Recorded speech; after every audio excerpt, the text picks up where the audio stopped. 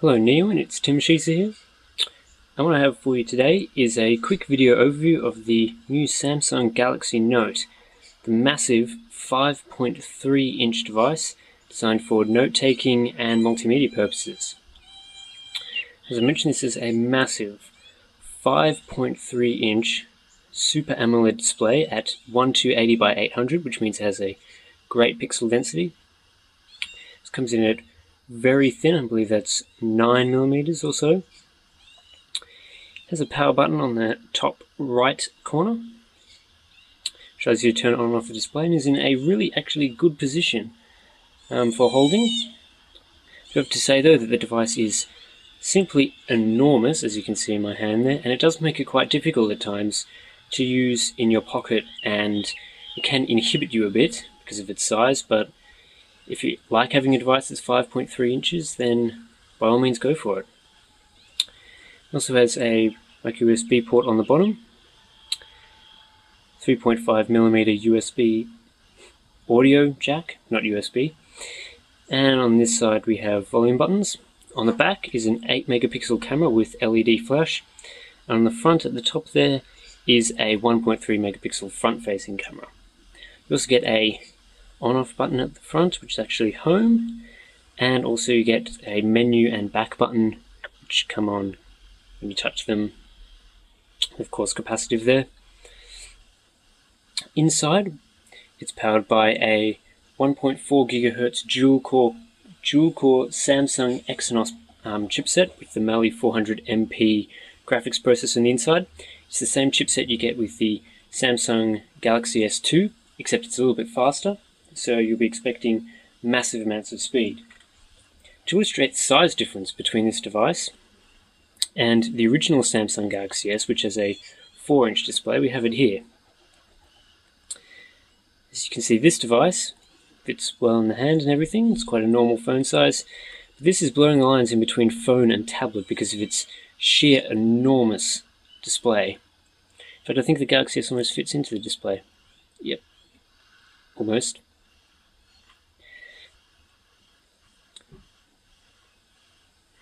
Now the main feature of this phone is not that it's running Android 2.3 or TouchWiz, it's the fact that it has a stylus that comes out the back, as shown, yeah.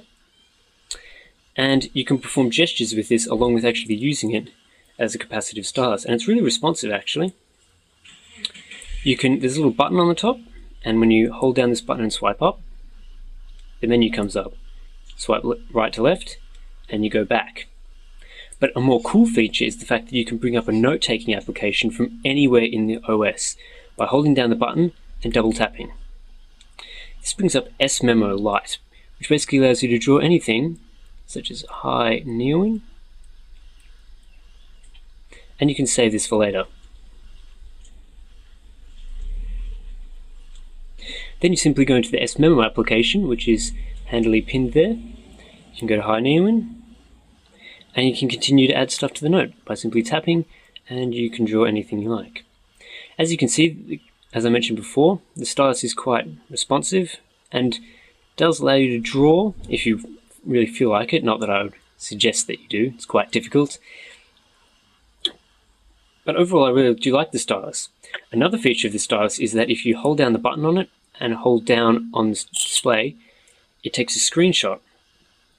You can then edit this screenshot in this application here. For example, if I wanted to highlight that on Tuesday it's going to be cloudy, I can simply circle that and put an arrow to it if I want. I can then click on the Share Via button. Once it's generated the image, I'll be able to share it via social networks and things like that, such as Facebook, Twitter, even I can share it via a message. The note-taking features of this phone go beyond that though. For example, if I go back into the Hi Neowin app, and I click on this arrow here, I can enter audio, I can take photos, and I can even, I believe, enter maps, if you can see that. It's a really nice feature, and to be honest, if you're going to get this device, you'll want to use the note-taking features on this. More cool features of the Galaxy Note software are things such as the Readers Hub, which allows you to browse a variety of different news services and book services right from your device. Of course, books are powered by Kobo. I haven't made an account, so I haven't really tried that out, but viewing text on this device is great because of the massive display. Another area that I really like, of course, is the video maker.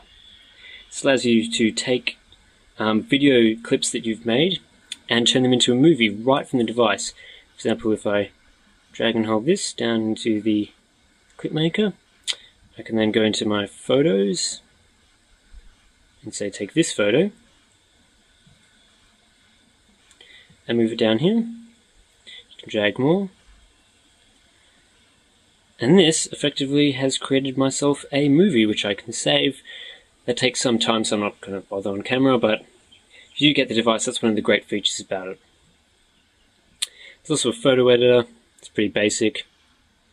And there's more hubs, such as the Music Hub. You can download music. It's not actually available here in Australia, but apart from that, you get Samsung apps. Now, I normally wouldn't talk about an alternative market such as Samsung apps, but it does have an interesting feature. If you go into Top and then click on Free and wait for it to load on my slow 3G connection,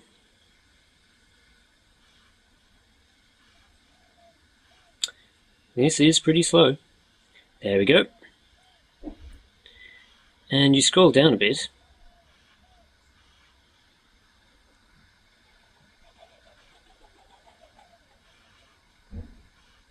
you see that you get Asphalt 6 Adrenal HD here for free.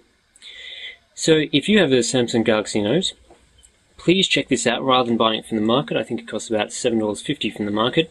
So you can get it for free right from using this device. And we can show you that for the performance of the 1.4 GHz processor on the inside. Trust me, it's very, very smooth at pretty much anything that you throw at it. Web browsing panning is super, super fast. In fact, you won't be disappointed with the speed of this at all. And I don't know what people are constantly complaining about, that Android dual cores are still laggy.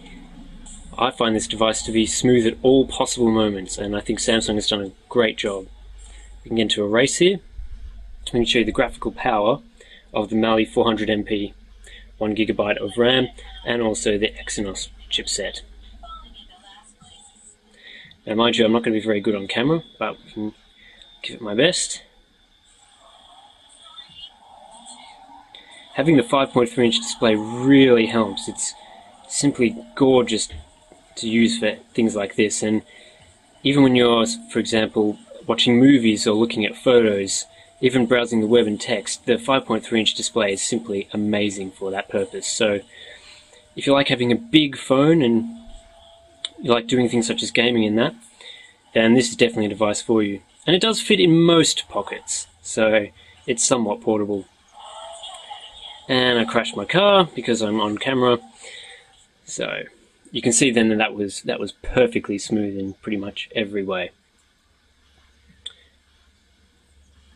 Now the music playback on this phone I found to be quite good. It was lacking a bit in some areas such as bass, but you get this nice Samsung customized app to use.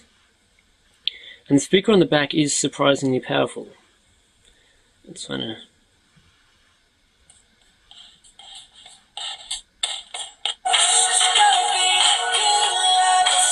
It can be quite powerful. I'm not going to annoy my neighbours here, but basically the speaker on the back, it's pretty good.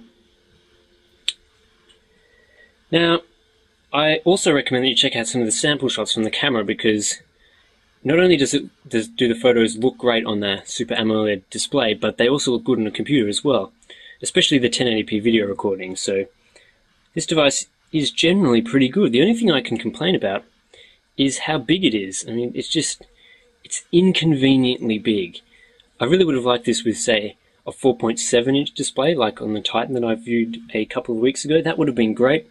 It wouldn't have been as good for note-taking and things like that, but this is just a ridiculous size. I mean, everyone that I talked to said that this phone is simply ridiculous. I mean, putting it up to your ear to make calls, you just look like a fool because of how massive it is.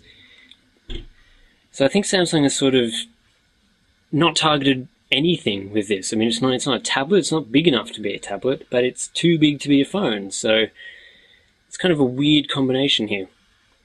And finally, of course, I do have to make mention of the battery life, which I've actually been pleasantly surprised by. Despite having a massive 5.3-inch display and dual-core, it easily lasts 2 days. If I charge it in the morning, it'll easily last through the day, through the night, and back through the next day. So that's actually really surprising. That was only with moderate usage, doing some messaging and things like that. But it was pretty good, so I was impressed with that. Overall, I'd only recommend this device if you really want a massive display. If you want to use it for photos, if you want to use it for videos, then by all means get the Note. But if you're after something a bit more portable, like I'm sure most people are with the phone, I'd suggest getting the Samsung Galaxy S2 over this. That said, I still really like it, and I'm sort of tempted to get one myself, but again, it's just that bit big. If you want to ask any specific questions about this device, please follow me on Twitter and ask my questions there. I check that very frequently, so you'll be able to, ask me anything you like. Also follow at Neowin feed. You can get all the latest updates from Neowin. And also thanks to mobbycity.com.au, who kindly sent out this device. I believe it's from Poland, but they import it for you, and they have great shipping rates and speeds, so by all means check them out. And finally, the written review. That's where all the nitty-bitty little bits will go, so a link to that will be in the description. Thank you, and enjoy.